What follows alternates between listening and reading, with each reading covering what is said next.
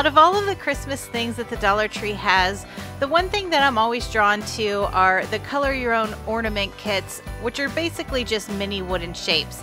I've gathered up a pretty large collection of these over the years, so today I have 8 different ideas on ways that you can use them. These wooden Christmas trees and this season's greeting wood cutout are an easy way to make a quick piece of festive wall art. I'm using 2 different styles of trees for my piece, but if you only have 1 pack of wood cutouts, that's okay. You can achieve the same type of look. I'm starting out with some green chalk paint, and I picked out 3 of the trees to paint this darker green color. Then I just added some white paint to the same green color to create a lighter shade, and that's what I painted my other 2 trees with. So if you didn't have 2 types of trees, you could still achieve this same look just using the same trees. You would have 3 trees in a dark green and 2 trees in a lighter green. And to make my season's greeting sign stand out a bit, I'm painting that with some red chalk paint. After all of my wood pieces had a chance to dry, I laid them out on my canvas so I had an idea of how I wanted them to be situated. I knew I wanted the 2 lighter trees to sit on top of my darker trees, so I laid that out and I only glued down my darker trees to start. Now I'm using one of the black canvases from the Dollar Tree. If you can't find these at your store, just pick up a regular white canvas and give it a coat of black paint first. So you can see here I have my 3 darker trees laid out, and I'm not going to glue down my other pieces just yet. First, I want to create some snow all over my canvas. So I'm using an old toothbrush here and some white chalk paint, and I'm just dipping my toothbrush in the paint and then running my thumb over the bristles, and it's creating spatters all over the canvas. It's a little hard to see at first, but I just kept working at it, and I kept moving the toothbrush farther or closer to the canvas to create different size spatters. So if I wanted a more subtle snow effect, I moved the toothbrush farther away, and if I wanted the snow to be a little bit thicker, I just held it closer to the canvas.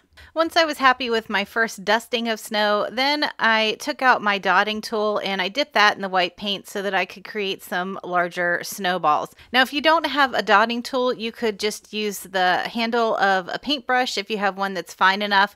Or I actually just saw a video recently, I think it was on TikTok, where somebody was creating dots using an unlit wooden match. So I thought that was a pretty ingenious idea also. After my snow had a chance to dry, then I was able to hot glue on the rest of my wooden pieces. So I had to be careful with the lighter green trees because since they're going to be raised up on the darker trees, I wanted to make sure I only put the glue where they would be touching the other 2 trees. And then for my season's greeting sign, I was able to add hot glue just all along the back and place it across the top.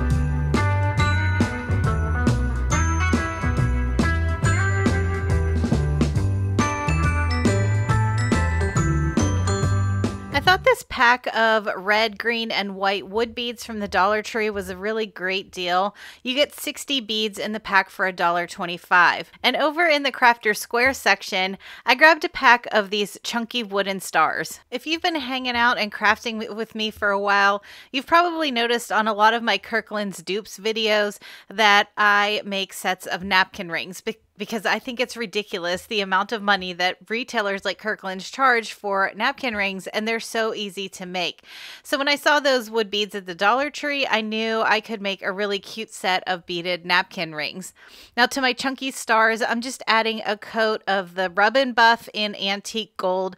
I always think it's easier to apply this with just my fingers, but it does get a little bit messy, so I always like to wear gloves when I do this. For the base of my napkin ring, I'm just using some jute twine to string my beads onto.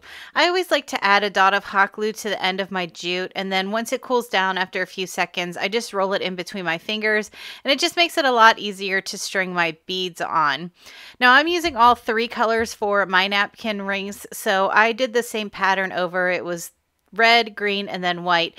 And I ended up stringing 9 beads on total, and I found that that was the perfect size for going around a napkin. Now it's up to you if you want to use all 3 colors or just 1 or 2 colors. You can make this however you like. Before I added my stars to my napkin rings, I decided to give them one final touch. I have this really big sheet of sticky back gems in my paper crafting stash, and I thought it would be really cute to add a gem to the center of each of my stars. Now, I only made 4 napkin rings here, but with the amount of beads that are in the pack, you could easily get 6 napkin rings out of one pack of the wood beads, and then the stars did come in an 8-pack, so you could definitely make a set of 6 napkin rings for just $2.50.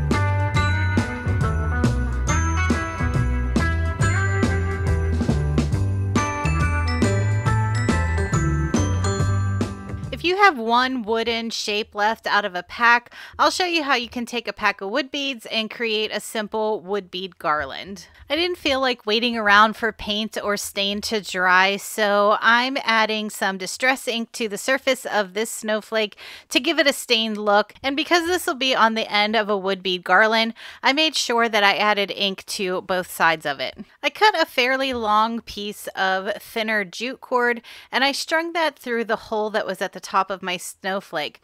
Then I took the 2 ends and I added just a small amount of hot glue. I let it cool down for just a second, and then I rolled the 2 ends together in between my fingers, and this just made it a lot easier to string my beads on.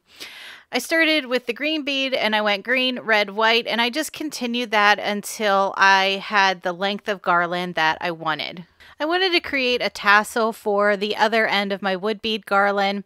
I grabbed my sanding block because I like the size of that for tassels, and I wrapped the same thinner jute twine around my sanding block about 25 times.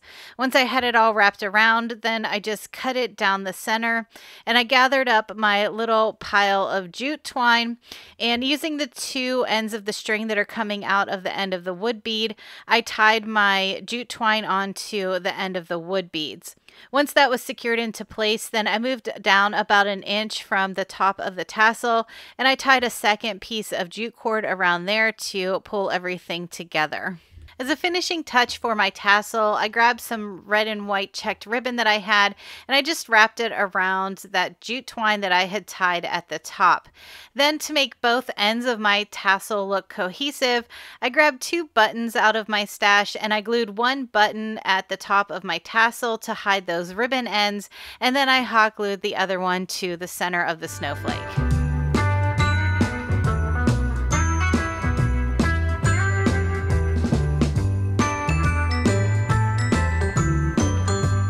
If you're new to paper crafting or card making and you don't know where to start, use these wooden ornaments to make a really quick and easy card front. There are a lot of different ways that you can add some color to these wooden ornaments.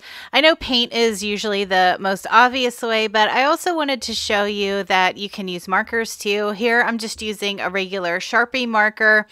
The point on this marker was a little fine, so it did take a little bit longer to fill in the surface, but once I had it all colored in, it was nice and vibrant. Another alternative to giving some color to these wooden ornaments is to use some ink.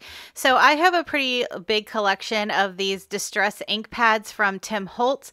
I picked out 2 different colors, one red, one green, and I just used an ink blending tool, which is basically just a sponge, and I rubbed it all over the surface of my ornaments. Of course, since these ornaments are wood, you can always stain them too. I like to use the Antique Wax by Waverly, and my favorite way to apply it is by using a baby wipe or a wet wipe. If you want a little bit of a darker color, just apply it straight on with a paintbrush. Since the wooden shape that I'm using has some cutouts to it, I wanted to add a little bling that would show up behind it. I had some gold glitter cardstock in my paper crafting stash, so I'm using that little ornament and I'm just tracing the body out on the cardstock and cutting it out so that I could hot glue it onto the backside and you would see the glitter through it. I wanted to layer a few pieces of scrapbook paper on the fronts of my cards. Now the pack of cards that I got from the Dollar Tree are A2 size, and that means that the front of the card measures 5.5 inches by 4.25 inches. So for my scrapbook paper, I cut 4 pieces down to 5.25 inch by 4 inches, and then I cut 4 more pieces out at 5 inches by 3.75 inches.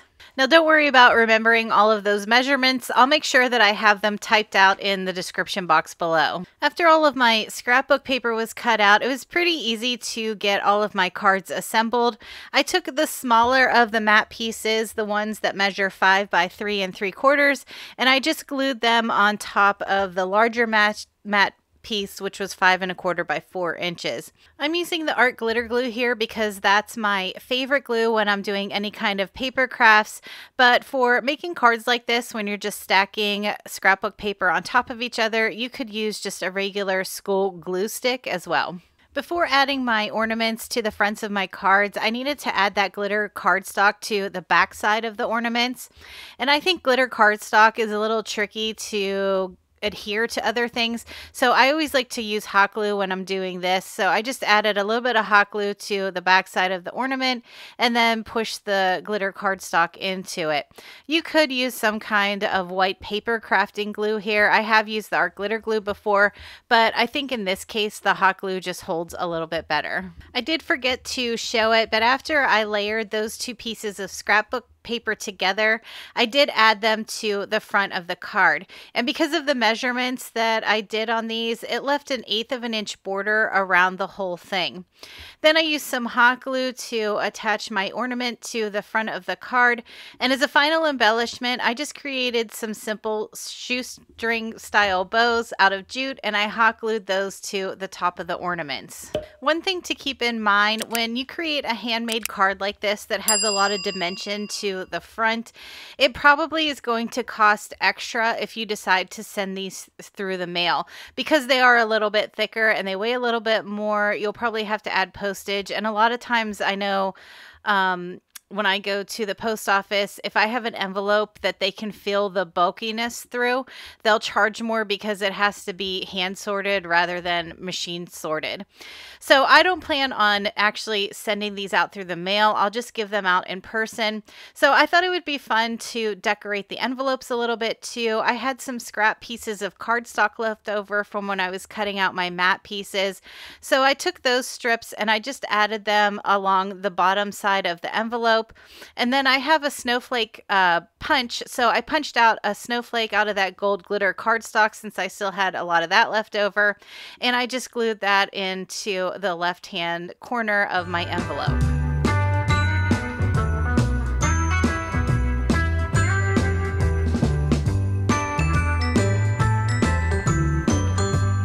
If you have a mantle or a coffee bar or bookshelf that you like to create a hanging garland for on the front, I'll show you how you can make a quick one with just a pack of these wooden snowflakes and some cardstock. A standard piece of cardstock measures 8 1/2 by 11 inches. I knew I could get 4 banner shapes out of one piece by cutting it in half in both directions, so I cut it in half long ways at 4 1/4 and then in half again the other way at 5 1/2. Now a really simple way to create a banner shape is to measure up 1 inch from the bottom and put a dot right in the center of your banner. So since my banner was 4 1/4 inches across, I measured up 1 inch and I placed a dot at 2 1/8 inches. Then I just used my scissor to cut straight up to that dot. And once I had that slit cut, then I just cut from one corner up to the center and from the other corner up to the center again. Now using a standard hole punch here, I'm just punching a hole in each corner of my cardstock, and now I have my banner shape. So I'll show you again here. To create this banner shape, I just measured up 1 inch to the center of my piece, which was at 2 1/8 inch. I cut a slip up to that dot, and then I cut again from each corner up to the center, and that creates my banner shape on the bottom. I really liked that aged look, so I'm using some Distress ink by Tim Holtz and an ink blending tool to go around the edges of each of my banners. Now depending on where you're putting your garland, it will depend on how many banners you created. Like I mentioned before, you can get 4 out of one piece of cardstock, but I knew I would be better off making 6. That would fit better across my mantle. So I did make 6 banners for mine, and you can see the difference here between having just the banner and then that little bit of distress ink that goes around the edges. Now, if the rustic look isn't really your thing, then just skip this step and make a banner. I chose not to paint my snowflakes because I really like how the wood looks up against the craft colored cardstock. And keep that in mind too, depending on what your decor style is, you can paint the snowflakes if you want, you can stain them, and you can switch out the color of cardstock that you use too to match your home's decor. Now I'm using some hot glue here just to hot glue that snowflake down in the center of my banner. And in order to hide the hole that's at the top of each of these snowflakes, I'm just using a sticky back gem and placing it over that hole. And keep in mind also, you don't have to use snowflakes here at all. There's so many different wooden shapes available at the Dollar Tree that you could pick any of them, and I think they would all make a really cute garland. I was just really excited to use up these snowflakes because this is something I can put up for Christmas and then I can leave up afterwards until winter is over. I'm using some white macrame cord that I got from Amazon to string all of my banner pieces onto. I didn't want to see the cord from the front, so I made sure that starting on the right side of my banner, I strung the cord down through the top and then back up through the bottom on the left-hand side. So you can see here as I'm stringing it on, it's keeping that cord along the back side of the banner and you're not seeing it from the front. One thing I want to mention, if you decide to use something other than macrame cord to string your banner pieces onto, just make sure that whatever you use to punch a hole in each of your banners, that whatever you're using will fit through the hole. So I used a standard size hole punch here because I knew that cord would fit through, but if I was using something thicker like ribbon or a chunky yarn, I would probably move up to a small circle paper punch instead.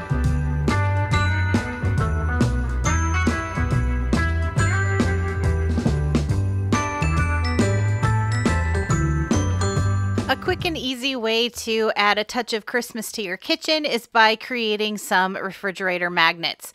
I'm using some mini gingerbread men from the Dollar Tree, and I'm also going to be using some clothespins. You can find disc magnets at the Dollar Tree also, but I had these smaller ones from Amazon already in my stash. To get started, I needed to paint all of my little gingerbread men first. I had a hard time finding a good gingerbread color for these. I ended up mixing a few different browns together out of the paints that I had. If you have a suggestion of a paint color that you can find either at Walmart or Michael's, those are the two closest stores to me, let me know if you have a favorite gingerbread color you like to use. While my gingerbread men were drying, I got to work turning these clothespins into magnets. I had some red and white check ribbon in my stash, and this ribbon is 3/8 of an inch wide, which was the perfect size to fit across the top of a clothespin. Now, I'm always afraid to use hot glue when I'm trying to glue down ribbon because I think you can usually see the hot glue through the ribbon. Usually they're not thick enough to really hide that hot glue. So instead of hot glue, I'm using double-sided tape. This is pretty sticky tape. I use it a lot when I'm doing paper crafts. I'll make sure that I have it linked down below. And this tape is also 3/8 of an inch wide, so it fits perfectly across the top of the clothespins too.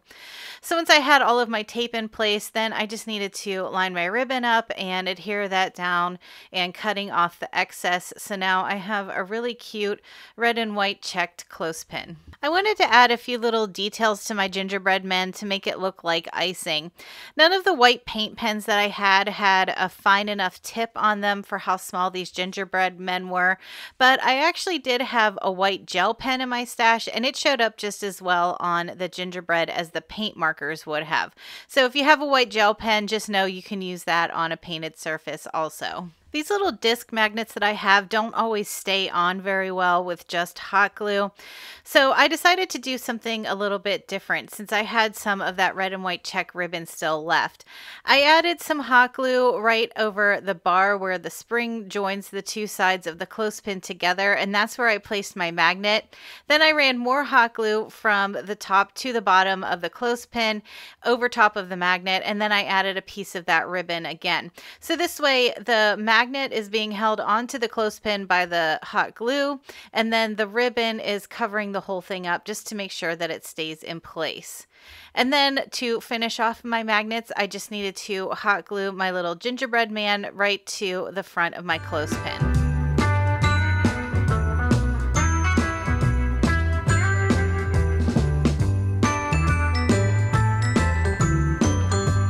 If you want to add an extra little light to a bookshelf or a mantle, I'm going to show you how you can use some of these wooden shapes to decorate up one of the LED pillar candles you can get at the Dollar Tree. I'm starting out by giving each of my little Christmas tree shapes one coat of green paint. Now, I did pre-measure these before I started painting, and 4 of them fit around my pillar candle. So whatever shape you decide to use, just do a dry run and see how many shapes you're actually going to be able to fit around your candle. In order to hide the hole that's at the top of these Christmas trees and to give them a little more dimension, I'm using some smaller wooden stars from the Dollar Tree, and I'm just painting them with an acrylic metallic gold paint. Now, acrylic paint is a little bit thinner, so after I painted these stars, I realized that they were still a little too translucent for me, so I did end up giving them 2 coats. After my paint had a chance to dry, I just went through with a little bit of hot glue, and I hot glued those gold stars right to the tops of my Christmas trees. Before adding my Christmas trees to my candle, I grabbed some black and white check ribbon that I had in my stash. I love this ribbon because it has a fleece feel to it. It's nice and fuzzy, and I just used some hot glue to attach that as a band around my candle. Once I had it wrapped the whole way around, I wasn't worried about hiding that edge because that's what the Christmas trees are for. So after I had the other end of my ribbon glued down, then I just started working my way around the candle and hot gluing my Christmas trees on top of the ribbon. And keep this project in mind too, in case you have a pack of these ornaments and let's say you just have 1 or 2 left out of the pack. You know, maybe you made something else with the pack and you don't know what to do with the one ornament that's left in the pack. Just wrap some ribbon around one of these pillar candles and just glue that one ornament on top of the ribbon. I think it would look cute with just one, but like I said, I have a pretty big stash of these wooden ornaments that I'm really trying to work my way through. So I was happy to be able to use up 4 of these on one candle. And speaking of trying to use up all of these wooden pieces that I have, I grabbed 4 snowflakes out of my stash and I just used some hot glue to stack them on top of each other. I made sure that I lined them up with the holes all facing in the same direction so that way they would line up better. Once I had all 4 of them glued and stacked on top of each other, then I just used a few little red wooden beads that I had and I glued those to the underside, and this made for a really quick candle stand.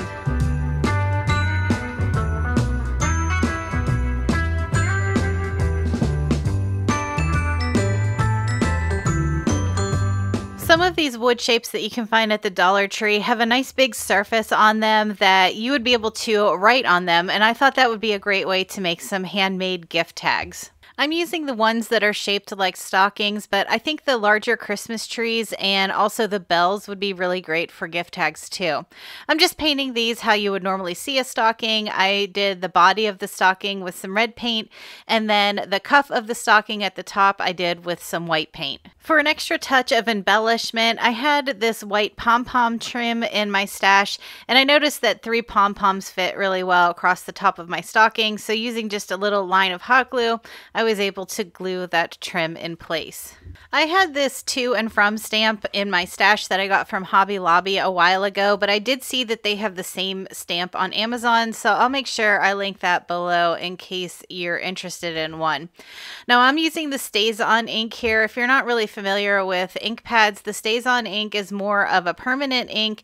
It doesn't come off with just water, so I thought this would be a great place to use it. When you're filling out your gift tags, you could use a Sharpie, or you probably could even use a gel pen to fill out the to and from. And another idea I had was, if I'm giving this as a gift, is to write the year on it also. That way whoever you're giving it to, not only do they have a really cute handmade tag for their package, but then they can take the same tag and hang it on their Christmas tree, and they'll always know who gave it to them and what the year was. To finish mine off, I'm just using some thin green ribbon and I strung it through the top so that that I would be able to tie it to my package.